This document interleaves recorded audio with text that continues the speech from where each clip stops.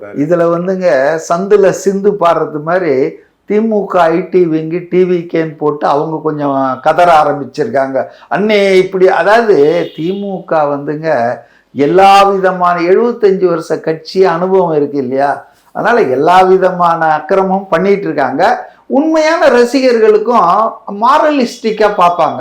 ஐயோ கடவுள் மாதிரி நினைச்சோமே, இவர் ஏன் இப்படி பண்ணிட்டாரு, இவர் தப்பு பண்ணாரா இல்லையான்றதே ப்ரூவ் ஆகல, இன்னும் ப்ரூவ் ஆகல. சி மை பாயிண்ட் இஸ், ஒரு கட்டமைக்கிறாங்க பாருங்க, ஒருவனுக்கு ஒருத்தி, அந்த அம்மா கண்ணீர் வடிக்கிறார்கள், அப்படியெல்லாம் பேசுறாங்கள. நான் என்ன கேட்கிறேன்னா, இவர் 5-6 வருஷமா தனிமையில் இருக்கிறாரு. யாரு? ஒரே வீட்டுல மேல இவர் இருக்கிறாரா, கீழ் வீட்டுல அவங்க இருக்காங்களாம். இதெல்லாம் அவங்க சொல்ற விஷயங்கள் தான். அப்போ ஒரு 5-6 வருஷமானா 45வது வயசுல இருந்து அவருக்கு கம்பேனியன் போயாச்சு, அவருக்கு துணை போயாச்சு. அது மாதிரி இன்னைக்கு வந்து லோன்லினஸ் இஸ் எ பிக் டிசீஸுங்க. நீ பணம் இருக்கலாம், எல்லாம் இருக்கலாம், ஆனா உங்களுக்கு வந்து வாழ்க்கை துணை இல்லைன்னா அது ரொம்ப பெரிய சங்கடங்க. அதை அனுபவிச்சாதான் தெரியுங்க. அதுதான் கணவனை இழந்தோருக்கு காட்டுவது இல்லைன்னா எதுவுமே கிடையாது. இது வெறும் பெண்களுக்கு சொல்லிட்டார் அவர், நான் ஆண்களுக்கும் சொல்றேன்.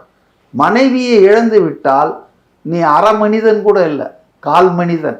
அப்ப இது ஒரு டிக்லிஷான இஷ்யூங்க, 2 நபர்கள் சம்பந்தப்பட்ட விஷயம். இப்படி எடுத்து பேசும்போது சார், இப்ப சமூக வலைதளங்கள்ல இப்ப கமெண்ட்ஸ் கூட வரலாம், இதை ஏன் வந்து நார்மலைஸ் பண்றாங்க, அதாவது திருமணத்தை மீறிய உறவு அப்படிங்கிற விஷயத்த நார்மலைஸ் பண்ண ஏன் ட்ரை பண்றீங்க? இல்லையே, நான் நார்மலைஸ் பண்ணலையே.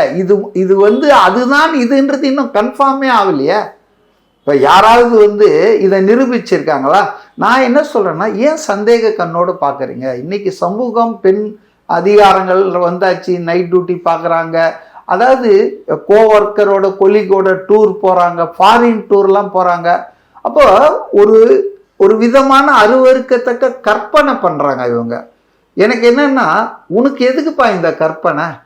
அப்படி பார்க்கலாமா எம்ஜிஆரை, அப்படி பார்க்கலாமா ஜெயலலிதாவை, அப்படி பார்க்கலாமா கருணாநிதியை, அப்படி பார்க்கலாமா ஸ்டாலினை, அப்படி பார்க்கலாமா உதயநிதியை, அப்படி பார்க்கலாமா சீமான? அதனால ஏன் ராமதாஸ் அப்படி பார்க்க முடியுமா, டாக்டர் ராமதாஸை?